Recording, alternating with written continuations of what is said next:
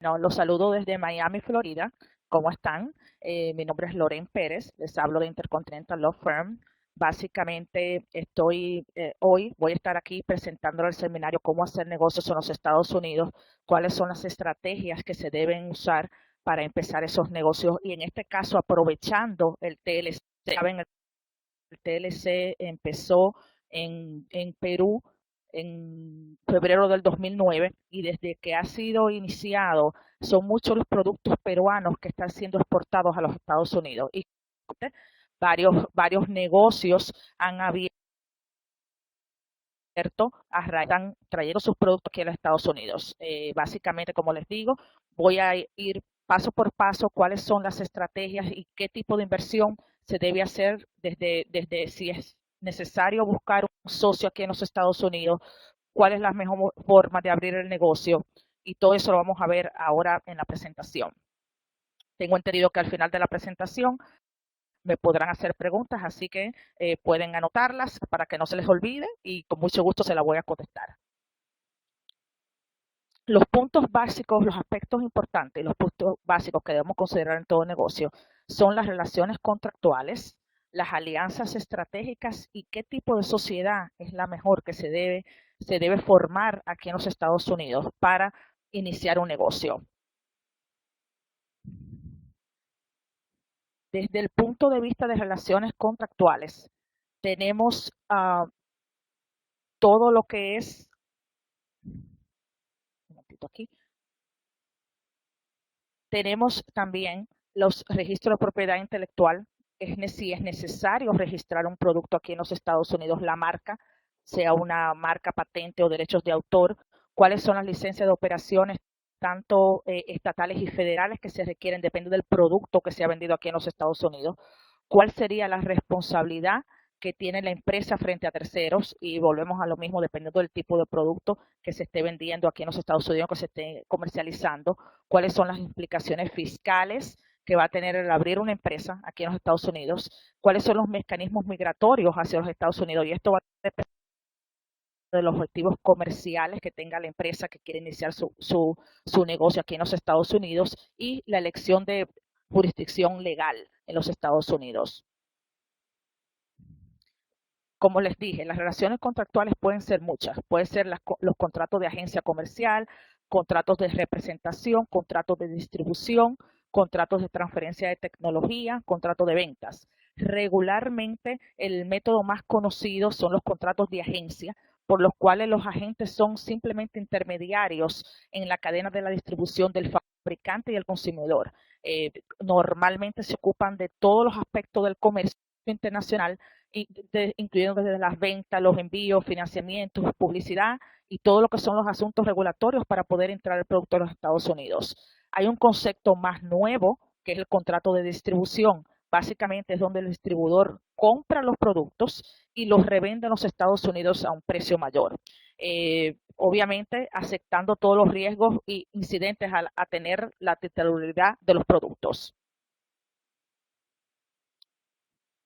En cuanto a las asociaciones estratégicas, vamos a ver qué tan importante es si tener aquí en los Estados Unidos una alianza estratégica en el sentido de tener un socio comercial en los Estados Unidos. Para esto, es saber cómo se consigue el objetivo. Hay que entender el mercado, el producto que se ofrece y la industria, qué se está buscando de su socio estratégico y de qué se puede beneficiar. Bueno, son muchas cosas las que una persona se puede beneficiar si hay un socio estratégico aquí en los Estados Unidos.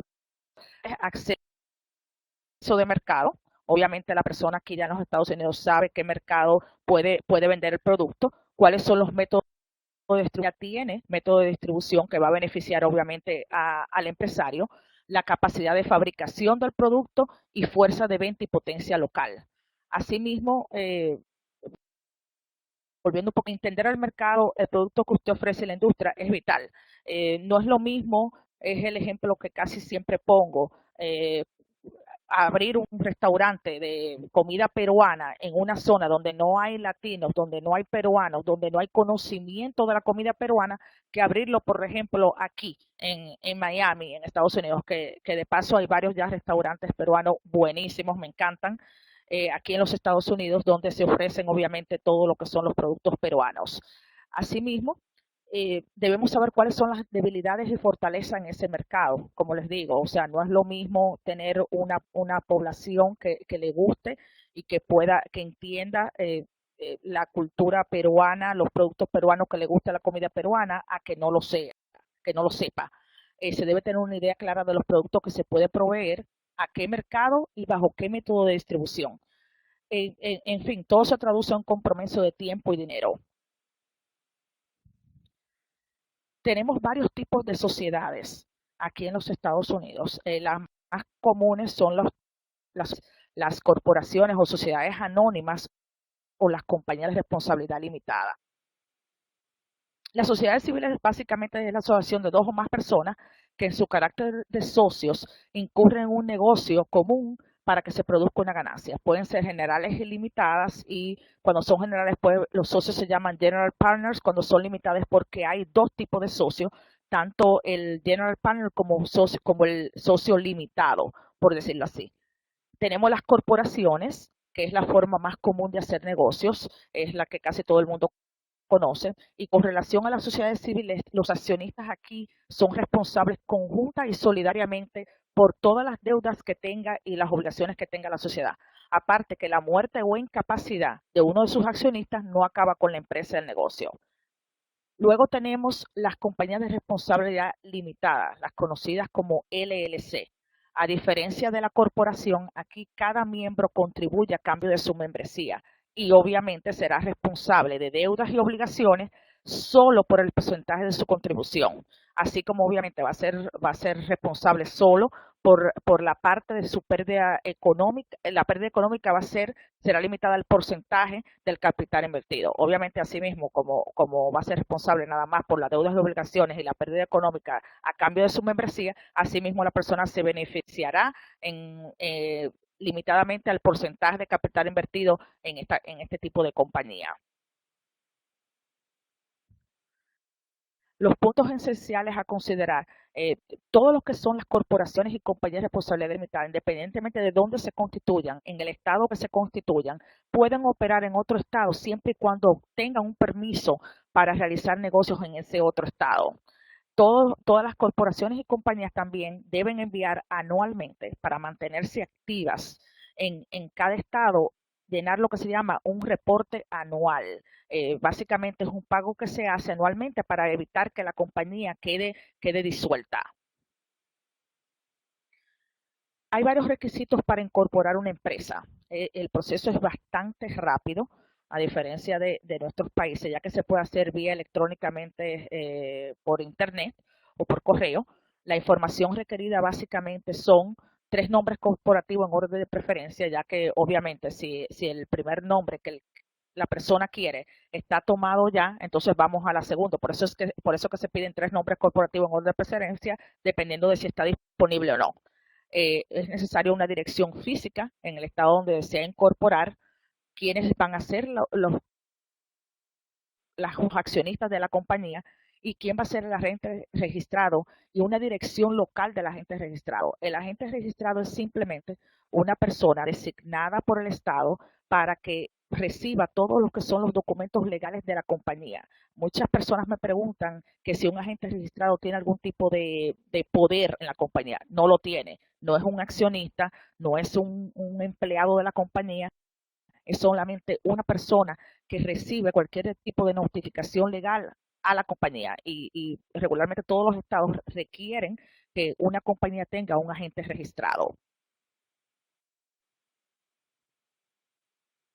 Luego tenemos básicamente que todo lo que son las constituciones de las compañías, o sea, tanto sea corporaciones, compañías de responsabilidad limitada, es un proceso estatal, no federal. O sea que cada estado donde se quiera constituir una compañía debe verse cuáles son los requisitos que ese estado exige. Regularmente son los que le estoy mencionando, porque básicamente es un estándar para todos los estados, pero es importante ver que esto no es un proceso federal, o sea, no es que se registre la compañía para todos los Estados Unidos y que va a ser válida en todos los estados. Por lo que, como les recomiendo, si se desea constituir una compañía, por ejemplo, en el estado de la Florida y quiere que haga negocios, por ejemplo, en el estado de Texas, entonces lo que se puede hacer es constituir la compañía aquí y a facultarla para que haga negocios en el estado de Texas.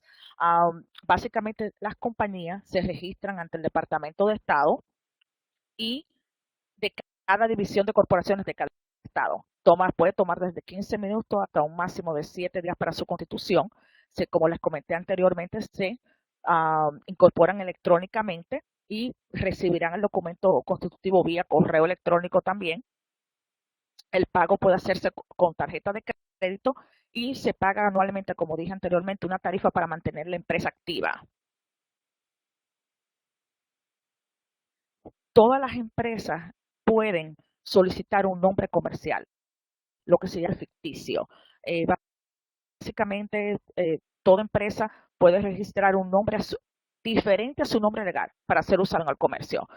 Por ejemplo, la empresa se llama de una forma, pero uno quiere que el público conozca la empresa de otra forma, es lo que se llama un nombre comercial o un nombre ficticio. Tomen en cuenta que los nombres ficticios no dan derecho de marcas, patentes o derechos intelectuales. Son válidos por 5 años y son renovables. Vamos ahora al tema contable y de impuestos. Cuando se crea una compañía en los Estados Unidos, es sumamente importante mantener un mecanismo apropiado de contabilidad de la empresa, tanto porque el Departamento de Rentas Internas provee que puede llevar auditorías y pago de impuestos adicionales y en caso extremo hasta cargos criminales cuando este récord contable no se lleva como se debiera llevar. Por lo tanto, es sumamente importante tener un récord contable limpio de la empresa.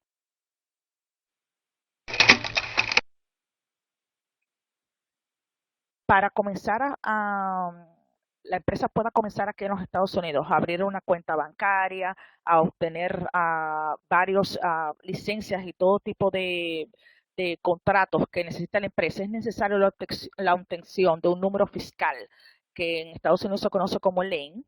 Este número básicamente debe obtenerse para impuestos impositivos, introduciendo la forma de las oficinas del IRS, que es el Departamento de Rentas Internas. Es lo que ustedes conocen como el RUC, para que tengan una idea. Los impuestos aplicables a corporaciones básicamente están sujetas al pago de impuestos a nivel personal y a nivel corporativo. Esto quiere decir, muy importante, que los accionistas deben pagar a nivel corporativo primero y a nivel personal distribuidas como dividendo a los accionistas, así como las ganancias de capital o accionario. Esto es para las corporaciones. A diferencia de las corporaciones, las compañías de responsabilidad limitada están sujetas al pago de impuestos a nivel personal solamente.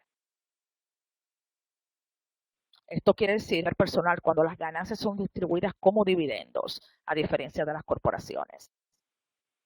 Impuestos a pagar en temas generales. Tenemos los impuestos federales que se pagan de acuerdo a una tabla de porcentaje y obviamente dependiendo del nivel de ganancias que haya tenido la empresa, se pagan una sola vez al año. Tenemos los impuestos de salario o lo que se conoce aquí como el payroll, que básicamente se calcula sobre el salario de los empleados y un porcentaje es pagado por la empresa y el otro porcentaje es pagado por el empleado. Tenemos los impuestos estatales que regularmente se pagan un porcentaje de la ganancia neta tasable a nivel corporativo. Tenemos los impuestos sobre las ventas, se paga sobre las ganancias de productos vendidos, excepto cuando son para exportación, muy importante, por lo que se debe obtener la licencia de exención o resale tax, básicamente para no pagar este impuesto sobre las ventas cuando los productos van a ser exportados. También tenemos los impuestos sobre las propiedades tangibles que se pagan una vez al año al condado sobre el valor de mercado de la propiedad.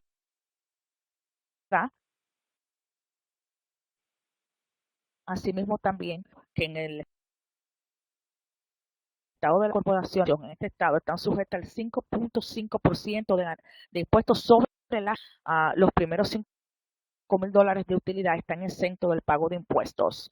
El impuesto a las ventas sobre productos y servicios está sujeto al pago de impuestos también y la empresa debe registrarse como un agente de pago de impuesto al uso y el impuesto de las propiedades intangibles se aplica a personas o corporaciones que poseen eh, o tangibles como cuentas por cobrar, acciones en la bolsa, bonos, fondos mutuales, etcétera. Algo muy importante es que el estado de la Florida no tiene impuestos individuales. Y siempre recuerden que los beneficios empresariales se pagan en el lugar donde se encuentra el establecimiento permanente. ¿Cómo invertir en un negocio ya establecido en los Estados Unidos? Punto muy importante, porque lo primero que se sugiere es hacerlo a través de un agente de bienes y raíces, un broker comercial, si no se conoce el mercado, obviamente, para que esta persona pueda orientarle qué tipo de negocio puede comprar. Hay que determinar también el capital de dinero disponible a invertir en el negocio, definir el lugar, dependiendo de la actividad a desarrollar del negocio, y asesorarse en todo momento con un abogado y un contador. El tema de permisos, permisología, contratos y con un contador, como les expliqué anteriormente, para tener los récords contables al día y de la forma más impecable posible. La estructura a seguir básicamente determinar en primer lugar cuál es la finalidad de establecer el negocio. Como siempre le digo a los clientes, ¿cuál es el propósito del negocio? ¿Es solo comercial o también migratorio? Si es comercial, bueno, entonces tocaremos más adelante lo que es el aspecto migratorio, si es que la empresa está en una subsidiaria aquí en los Estados Unidos y quiere con esto enviar un ejecutivo o un gerente para que se encargue de iniciar las operaciones. Esto lo voy a explicar un poquito más adelante, lo que son el tema de las visas para este tipo de cuando se quiere establecer un negocio así en los Estados Unidos. También hay que determinar si lo que es conveniente es una corporación o una compañía de responsabilidad limitada. Todo depende, como les indico anteriormente, si el propósito es solo comercial o migratorio, ya que si es una subsidiaria que se va a abrir aquí o una sucursal de una empresa ya establecida en el Perú, entonces obviamente lo ideal es que sea la compañía extranjera que posea la mayoría de los activos aquí en los Estados Unidos, de las acciones y de esa compañía que en los Estados Unidos. Obviamente investigar las consecuencias impositivas. Siempre es bueno hacer un plan de negocios. ¿Por qué? Porque ayuda a la empresa a estructurarse y a operar de una forma organizada, a proyectarse hacia un objetivo más exacto, qué es lo que se quiere lograr aquí en los Estados Unidos con su negocio. Se puede adquirir una compañía. Básicamente se puede formar una empresa subsidiaria que luego se fusiona o consolida con una empresa principal. Se puede formar una empresa subsidiaria que adquiere el patrimonio de la empresa principal o se pueden simplemente comprar las acciones de la empresa a través de una subsidiaria o directamente.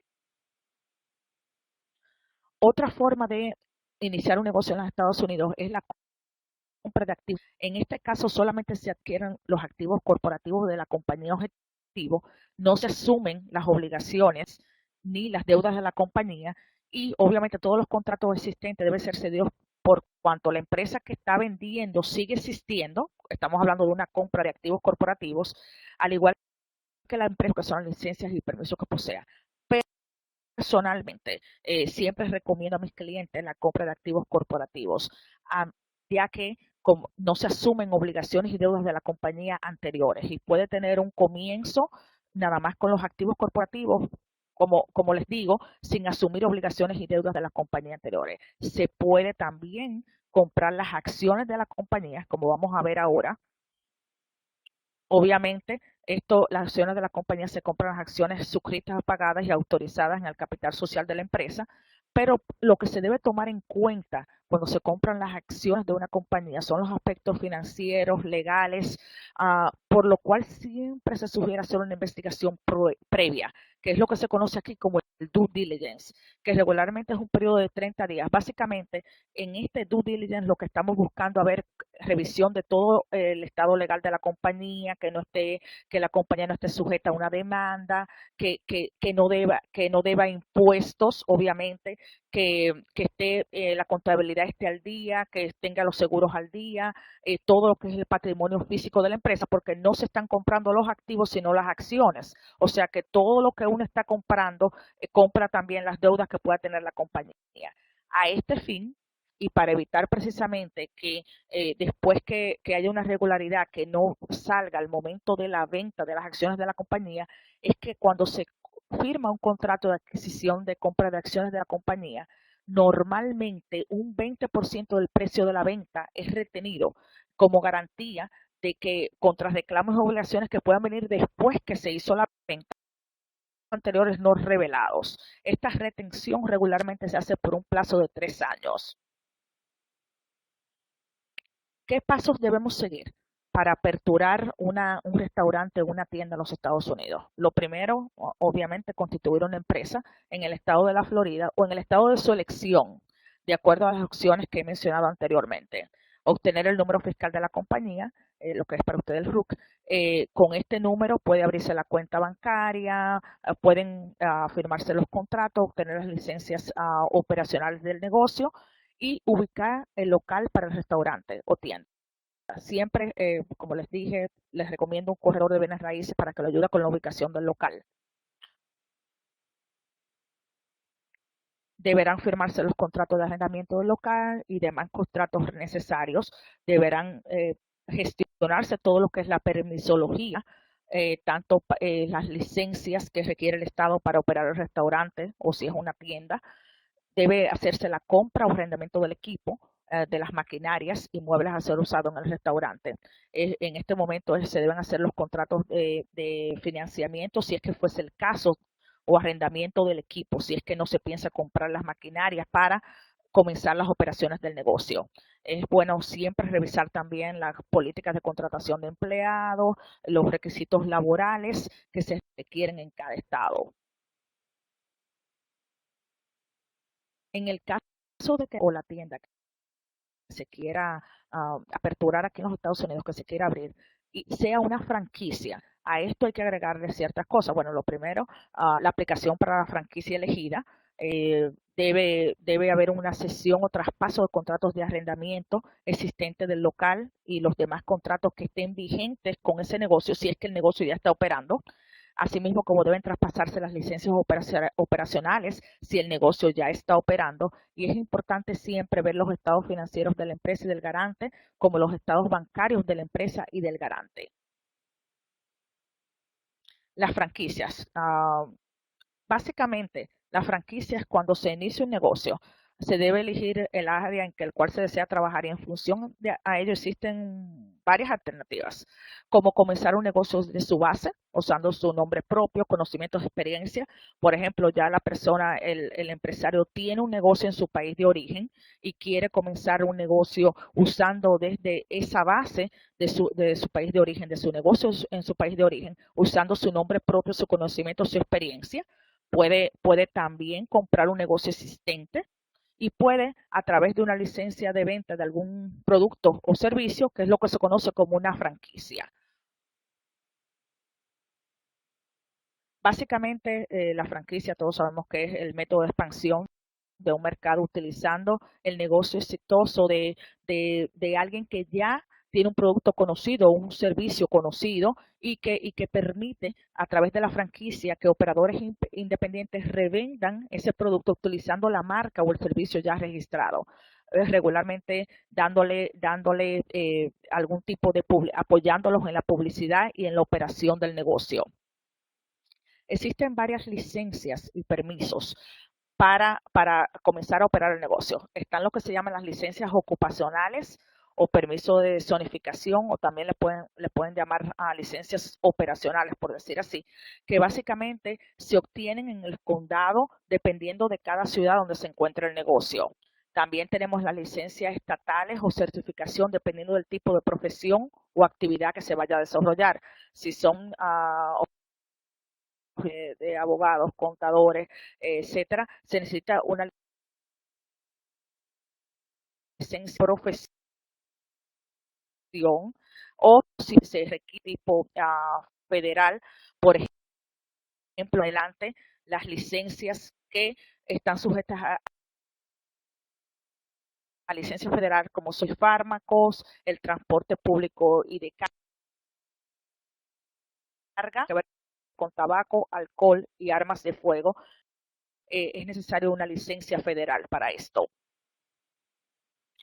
Registro de marcas. Sumamente importante cuando la empresa tiene una marca conocida en su país, que registre la marca aquí en los Estados Unidos antes de empezar a hacer negocios en los Estados Unidos, o si ya ha empezado a hacer negocios, que lo registre lo más pronto posible.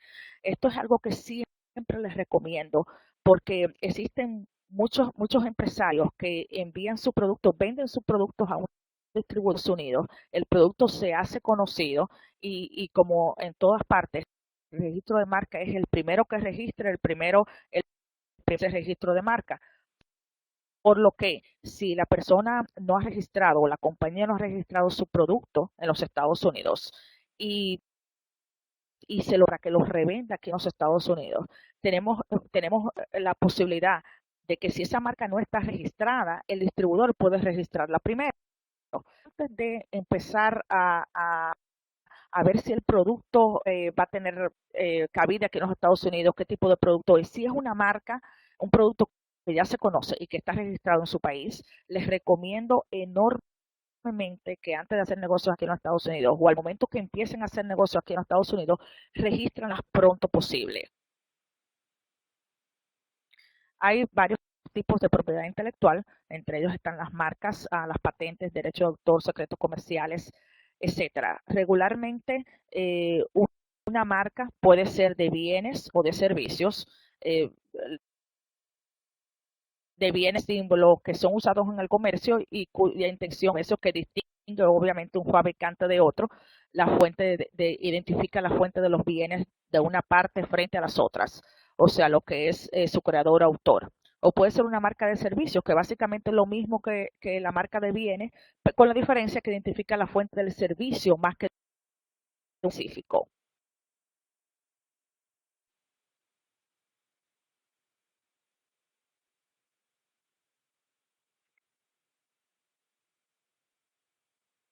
Para registrar la marca en los Estados Unidos, no es necesario que la persona sea o la empresa sea o que la persona sea residente legal. Puede registrarla cualquier empresa de fuera aquí en los Estados Unidos, como les comenté anteriormente, que se los recomiendo. Pueden usar una dirección de correspondencia aquí en los Estados Unidos. Puede ser estándar, o sea, es un nombre nada más, o puede ser con algún tipo de logo de la empresa, lo que se llama estilizado, con caracteres. Puede ser de bienes o de ambos, como les dije anteriormente. Antes de registrar una marca en los Estados Unidos, siempre es bueno saber cuál sería la clase recomendable para registrar su marca. Si es que no tiene la marca registrada en su país de origen y que no sabe cuál sería la clase, siempre es bueno identificar esta clase para la descripción de los productos y servicios de los cuales va a usar la marca. Asimismo, hay que hacer una búsqueda de la marca, básicamente para ver que no haya marcas registradas preexistentes que presenten alguna similitud, sea gráfica y o fonética, para evitar un rechazo de la marca más adelante. Es bueno hacer, basado en esta búsqueda de marcas y en la experiencia de solicitudes anteriores, se presenta una evaluación de las probabilidades de aceptación que va a tener el registro de la marca aquí en los Estados Unidos a nivel federal. Y se hace finalmente una proposición de solicitud de registro basado en la recomendación de la búsqueda de si no hay ninguna similitud gráfica y o fonética para registrar la marca. ¿Por qué es tan importante el estudio?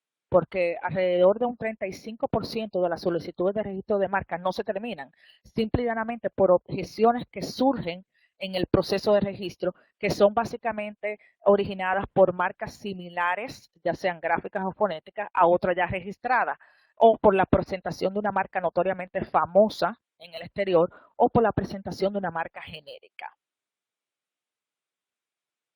¿Cuáles son las ventajas de tener una marca registrada en los Estados Unidos? Básicamente le expliqué la ventaja de cuando la persona o el empresario quiere venir a los Estados Unidos a distribuir y contrata los servicios de un distribuidor en los Estados Unidos para que revenda su producto. Es sumamente importante, como les dije, que registren la marca. Pero además de ese beneficio, para evitar ese tipo de problema, lo ideal es registrar la marca porque da derecho frente a terceros, un derecho de posesión de marca. Hay una presunción legal que el titular tiene derecho exclusivo para usar la marca a nivel nacional. Tiene derecho a ejercer acciones legales en cortes federales de los Estados Unidos. El uso le sirve también para obtener la registración en otros países, como el Protocolo de Madrid, para evitar la apropiación indebida de su marca por un distribuidor anterior o actual, así como también le da derecho a registrar Estados Unidos para prevenir la importación de bienes que infringen su marca. Básicamente, el Departamento de Aduanas mantiene un sistema de registro de marcas para marcas registradas en los Estados Unidos. Básicamente, el objetivo es evitar la importación de mercancía que infringe la marca registrada. El Departamento de Aduanas monitorea estas importaciones para prevenir que la importación de mercancía con el nombre de su marca que ya ha sido registrada. Hay diferentes bases para introducir la aplicación de registro de marca. Tenemos con base a uso actual en el comercio, con intención de usar en el comercio, con base a registro extranjero o aplicación extranjera existente, que es el caso de cuando ya la marca está registrada en su país de origen, o una solicitud de extensión de protección para registro internacional, que es lo que se conoce como el Protocolo de Madrid. Es sumamente importante saber que el símbolo TM, que significa Trademark, o SM, que significa Service Mark, se usa para alertar al público que usted está pidiendo un derecho, aun cuando no se haya introducido la aplicación. Ahora, solo se puede usar el símbolo de la R después que se registre efectivamente la marca, no mientras esté pendiente la aplicación. ¿Cómo se mantiene la marca? Indefinidamente, siempre y cuando el dueño continúe usándola en bienes y servicios que se registró. Básicamente introduce todos los documentos necesarios en el momento indicado. Por ejemplo, lo que son las declaraciones de uso continuo, uso excusable, ¿por qué no? Básicamente marca no he podido usar la marca, se hace una declaración de uso excusable, o si él está usando una aplicación de renovación para poder mantener la marca vigente en los Estados Unidos. Estos procesos regularmente, después que se registra la marca, el primer proceso de uso continuo viene 6 años, 7 años después que se registra la marca. Después, cada 10 años hay que seguir haciendo aplicaciones para dejarle saber al departamento de marca que la marca todavía está siendo usada aquí en los Estados Unidos. Bueno, vamos a entrar ahora a lo que son las visas de negocios. Hay diferentes tipos de visas. Básicamente, como ustedes saben, la visa es un documento emitido por el Departamento de Estado mediante el cual se autoriza a un extranjero a estar en los Estados Unidos por un tiempo específico para un fin particular. Los tipos de visas que tenemos son visas de inmigrantes, que son las visas de básicamente de peticiones familiares para las cuales se puede conseguir la residencia, y algunas visas de llegar a visas de inmigrantes, y las visas de no inmigrantes, que son las visas que vamos a ver hoy. Algunas de ellas. Existe un sinnúmero de visas de no migrantes, pero en este caso vamos a enfocarnos en las visas de trabajo, visas de ejecutivos, profesionales de habilidades extraordinarias.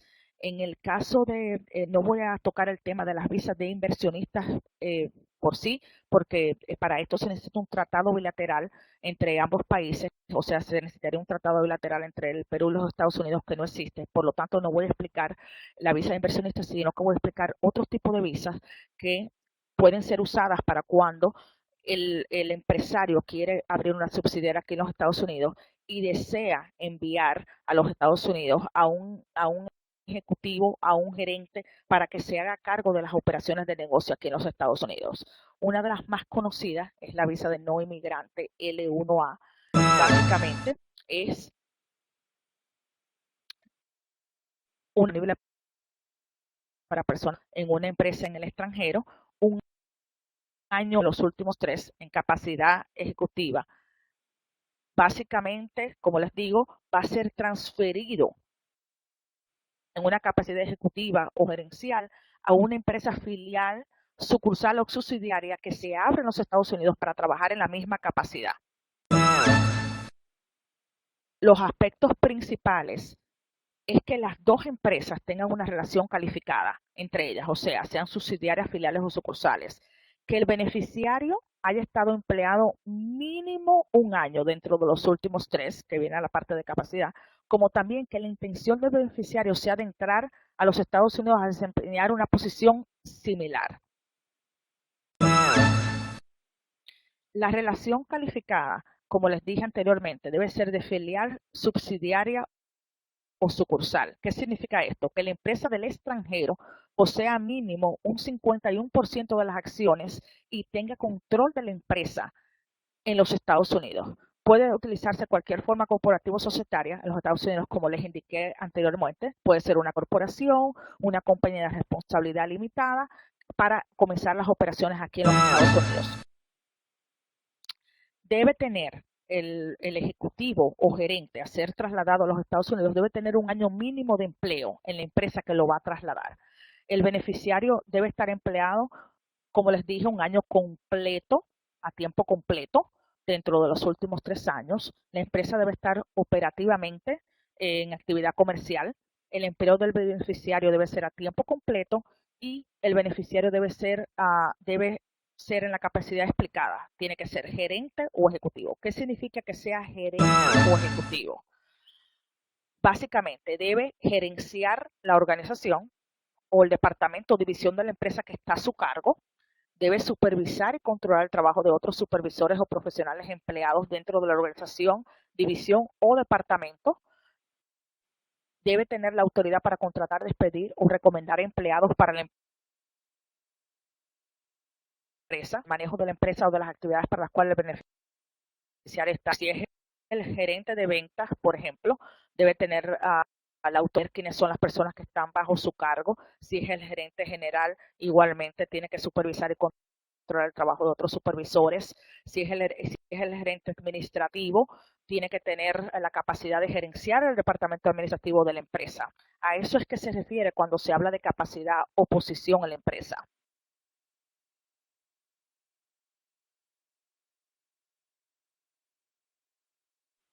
Está en nómina en una empresa para poder probar la relación de trabajo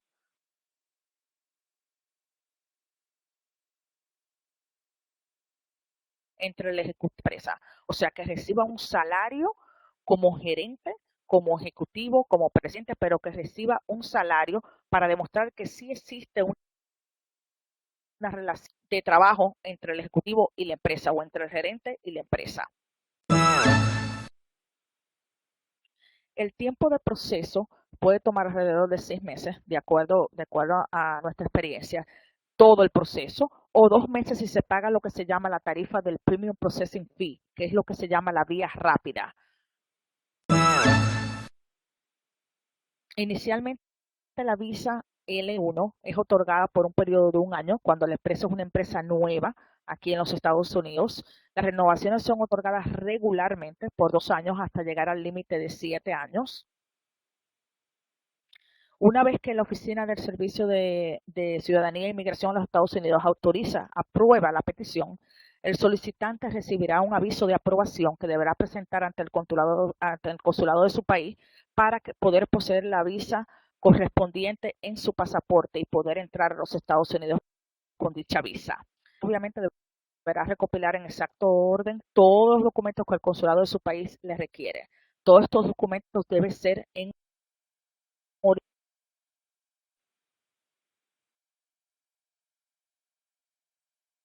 orientación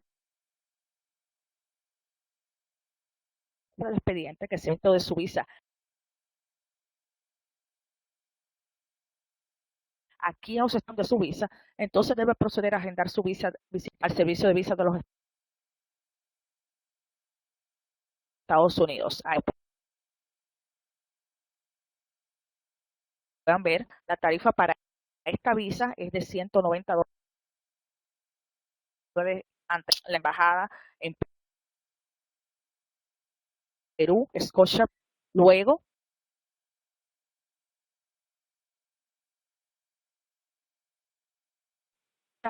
de 13 años, esposa, de, como les dije, llevar los documentos que son partidas de nacimiento original, 2 fotos tipo pasaporte de cada persona y partida de nacimiento. Si el beneficiario ya está incluido y es el estatus,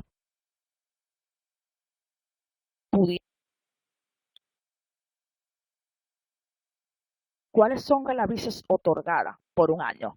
Básicamente, el criterio principal es que existió la intención real de iniciar un negocio en los Estados Unidos. Ah, básicamente, se necesita tratación de empleados, el que ha sido transferido es uno de ellos, debe demostrarse una facturación de una cantidad X de dinero y esto es difícil, no existe una tarifa exacta de la cual se pueda decir qué cantidad de facturación, qué cantidad de dinero en facturación debe haber tenido la empresa. Obviamente hay que pagar los impuestos y básicamente todo lo que demuestre que la empresa está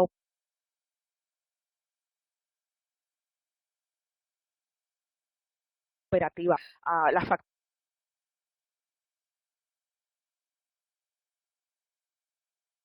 facturas de empleados, servicios que tiene la empresa, servicios de teléfono, básicamente todo lo que demuestre, les repito, que la empresa operando aquí en los Estados Unidos. Con esta visa la, la lo que se conocen como L2, el cónyuge del beneficiario podrá obtener y tanto el cónyuge como los hijos menores de 21 años del beneficiario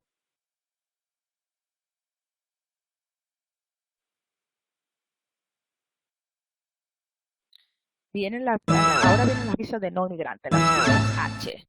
Las visas H básicamente es cuando uno en los Estados Unidos contrata a un profesional especializado del extranjero para realizar un trabajo de forma temporal en los Estados Unidos, siempre y cuando cumpla con los requisitos legales y haya una escasez de empleado en esa área particular. Existen varios tipos de visa H. Está la visa H1B para profesionales o técnicos o personas con 12 años de experiencia práctica en un área profesional o técnica. Esta categoría posee cupos limitados.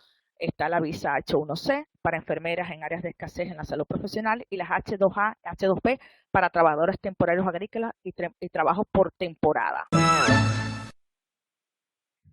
Básicamente se necesita demostrar para esta visa un contrato de trabajo real con un empleador en los Estados Unidos, debe ser en el área de profesión.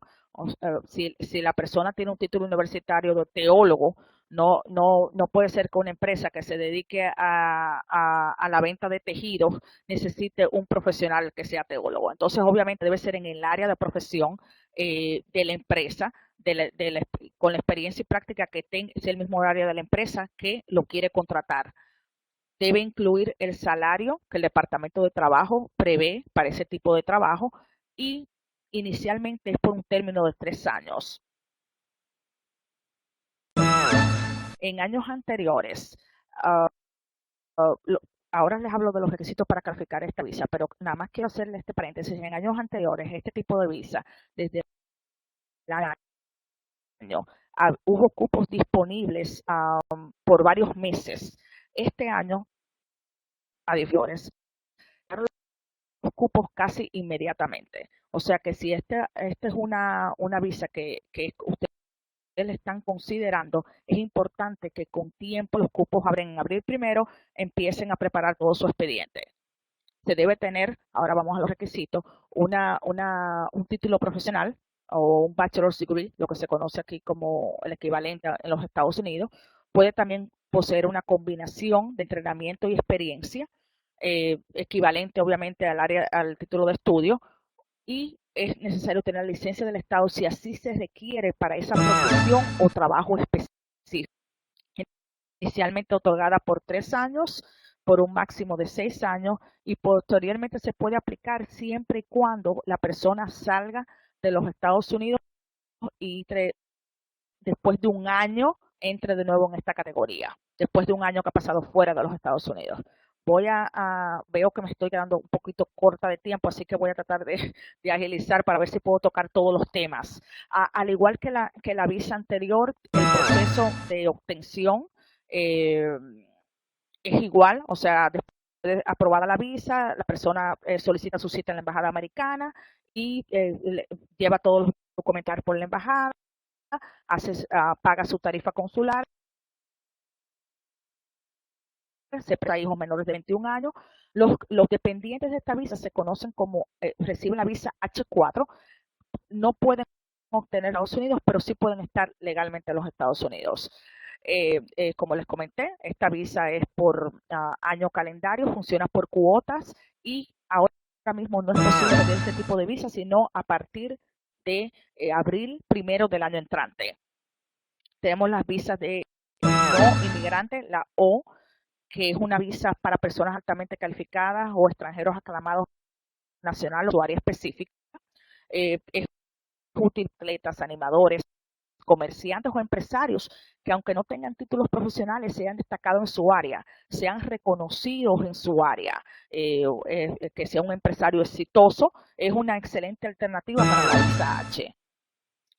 Como les dije, para extranjeros con habilidades extraordinarias, los acompañantes de esta visa O1 también reciben permiso para estar en los Estados Unidos. Es sumamente importante que el peticionario debe demostrar que sus logros han sido reconocidos en su campo a través de reconocimiento, premios nacionales, internacionales y obviamente que posee las habilidades extraordinarias que he mencionado anteriormente.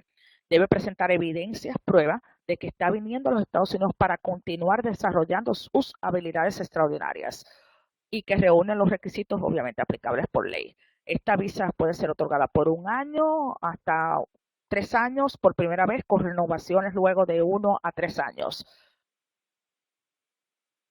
La obtención, al igual que lo anterior, básicamente después de aprobada la visa, la persona puede solicitar ante la embajada americana, solicitar su cita con todos los documentos que le indica la embajada en original, también como su aprobación en original, pago de tarifa, debe completar los formularios indicados para obtener el sellado de la visa en su pasaporte y luego entrar a los Estados Unidos a poder trabajar.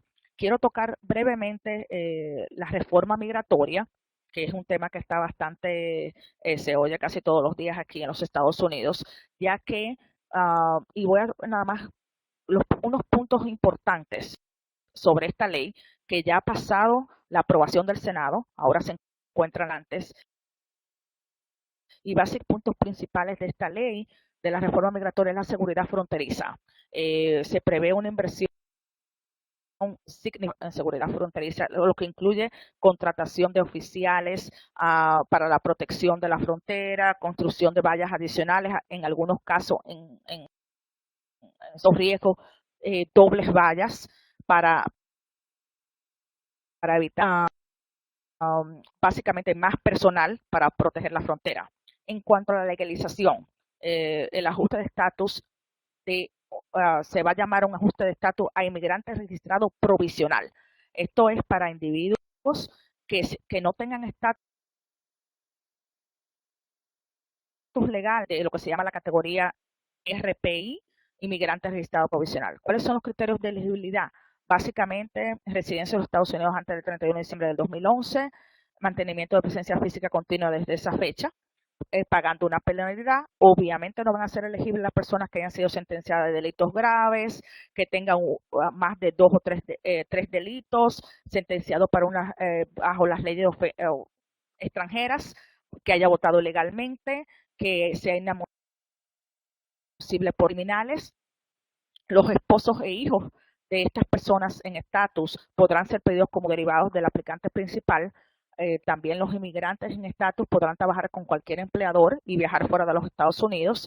Este estatus tendrá el periodo hacerse las aplicaciones dentro del periodo de un año con posibilidades de ser extendido. Básicamente durará el término de 6 años renovable si no hay ningún acto que el inmigrante cometa, obviamente, que lo haga deportable. Habrá que pagar $500 más en ese momento. Después de 10 años de haber estado en este estatus, es que un residente permanente legal va a poder ajustar su estatus a uno de residente permanente. Ojo, siempre tomando en cuenta que cumpla con todos los requisitos que cualquier persona necesita para hacerse residente aquí en los Estados Unidos. Luego de 10 años en este estatus y 3 años como residente permanente es que podría pedir la ciudadanía, por lo que llevaría un término más o menos de 13 años para poder aplicar a la ciudadanía. Esto tiempo se excluye las personas que están, los trabajadores agrícolas y los del DREAM Act. Esta ley en cuanto a la inmigración legal eliminaría los atrasos existentes en categorías de peticiones familiares. Según este nuevo sistema existirían nada más 2 categorías de peticiones familiares. Eliminaría la disponibilidad de visas de inmigrantes para hermanos de ciudadanos americanos y para hijos casados de ciudadanos americanos, solamente hijos casados que hagan la petición antes de cumplir los 31 años de edad.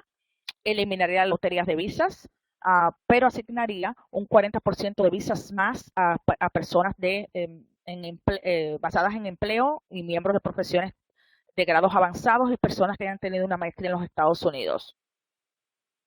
Asimismo, los límites de anuales de visas serían aumentados para extranjeros con habilidades extraordinarias, profesores excepcionales, ejecutivos y gerentes multinacionales. La ley crearía también una visa de inicio para empresarios extranjeros que busquen emigrar a los Estados Unidos para poner en marcha sus propias empresas, de lo que hemos estado hablando, básicamente. Después de 5 años de promulgada la ley, se crearía una visa basada en mérito. Estos son solo algunos de los puntos principales de la reforma migratoria que ya ha pasado al Senado y que ahora se encuentra en la Cámara de Representantes. El límite de visas H sería aumentado. Básicamente se les permitiría a los esposos de trabajadores extranjeros trabajar también aquí, que actualmente no se permite. Y se les prohibiría a los empleadores en los Estados Unidos darles preferencia a los trabajadores extranjeros, lo que se busca sobre los trabajadores americanos. Obviamente se busca no quitarle los trabajos a los trabajadores americanos, sino que sea básicamente porque la empresa realmente necesita este trabajador. Hubo varias enmiendas que fueron pasadas a último minuto. Una de las más importantes incluyen la remoción de no inmigrante tiempo por más de 180 días del autorizado aquí en los Estados Unidos. O sea que es un programa piloto para dejarles saber a las personas que ya su visa está expirando y que debe salir del país porque se quedaría en estatus ilegal. También un requerimiento obligatorio de datos biométricos y una autorización permanente al programa regional EB5, que es un programa de inversión en programas regionales. Por último, ¿qué está pasando hoy en día con la reforma? La reforma, en una votación histórica, pasó con éxito el Senado, una votación de 68-32, pero ahora mismo está en la Cámara de Representantes. La Cámara de Representantes tiene que aprobar este proyecto de ley.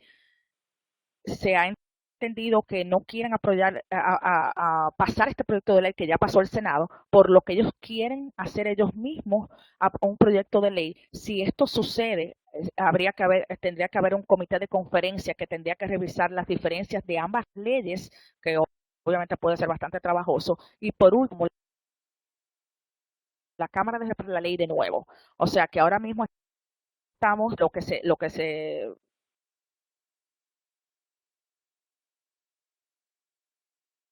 pudiera antes tome el proyecto que ya ha sido pasado por el Senado,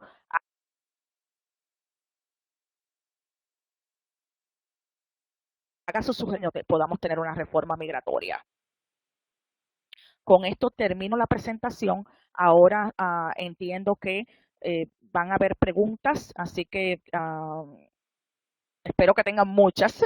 Así que voy a conectarme aquí para ver las preguntas.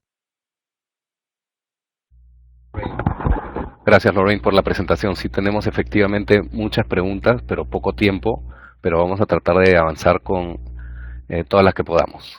Confírmame si me escuchas, por favor, Lorraine. ¿Cómo no?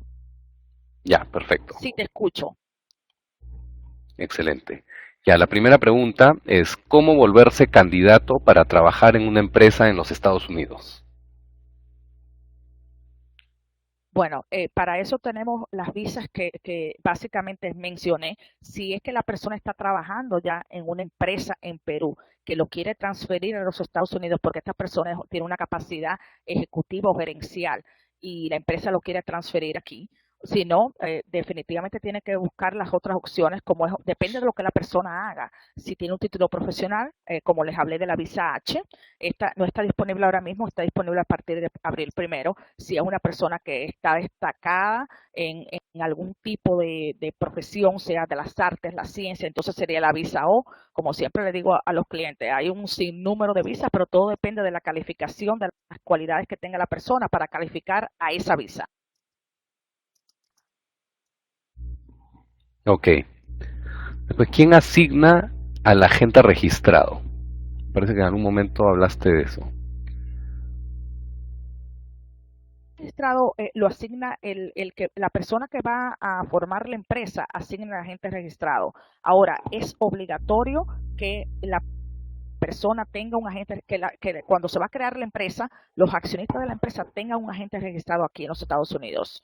No es asignado por el Departamento de Estado, es asignado por accionistas, pero que es un requisito obligatorio por el Departamento de Estado. Bien. Después, tengo una empresa en Florida que comercializa productos y ya está registrada como tal. ¿Puedo también ofrecer servicios? Claro, claro. Las empresas aquí, hablo por las empresas de la Florida y la mayoría en los Estados Unidos. Todas las empresas aquí pueden hacer cualquier, ¿cómo les digo? Comercial, siempre y cuando sea legal. Si la empresa puede perfectamente lapiceros y por otro lado ofrecer servicios de, no sé, de consultoría, por ejemplo. Lo que la misma empresa va a hacer ambos, va a comercializar por un lado productos y por otro lado hacer servicios. Es bueno en ese caso tal vez sacar un nombre comercial, porque si la empresa tiene el nombre, por ejemplo, de, no sé, de ventas de lapicero y lo que va a hacer es servicios de consultoría, entonces tal vez sería bueno sacar un nombre comercial para diferenciar un poco, pero sí, la respuesta es sí. La empresa puede proveer cualquier servicio, actividad comercial, siempre y cuando sea legal. Ya, perfecto. Ahora, para los centroamericanos, la pregunta viene así, ¿no? Para los centroamericanos existen los mismos requisitos de los que has hablado y de hecho podemos ampliar la pregunta, ¿no? Porque ahora, este seminario lo estamos produciendo desde Perú, pero la idea es que aplique para exportaciones que vengan de todas partes de Latinoamérica o del mundo hacia Estados Unidos. Entonces la pregunta es, ¿estos requisitos, todos los pasos que has hablado durante la presentación, aplican también para centroamericanos y personas que están en cualquier parte del mundo? Sí, totalmente. Es la misma ley para todos. La única diferencia es en cuanto a algunas visas, como expliqué, existen algunas visas que vienen por tratados que se han sido firmados entre el país Ujú. contratante y los Estados Unidos, que no aplican a muchos países, como por ejemplo la visa de inversionista. Pero después todo lo que he explicado en esta presentación aplica a cualquier persona de cualquier país que quiera venir a poner un negocio a los Estados Unidos. Bien. ¿Debo tener un capital mínimo para abrir una agencia de diseño en California o en todo caso en cualquier otro estado de los Estados Unidos? No se requiere capital mínimo regularmente, como les digo, para abrir una empresa aquí en los Estados Unidos. Lo que pasa es que obviamente sí tiene que tener un capital, porque bueno, si va a abrir una empresa y va a entrar en un contrato de arrendamiento, necesita el dinero para el contrato de arrendamiento y para tal vez el mobiliario, o sea, depende de qué es lo que la persona quiere hacer a largo plazo. Pero sí, ese es el capital mínimo que necesitaría, pero no es que la ley le exige un capital mínimo para empezar la empresa.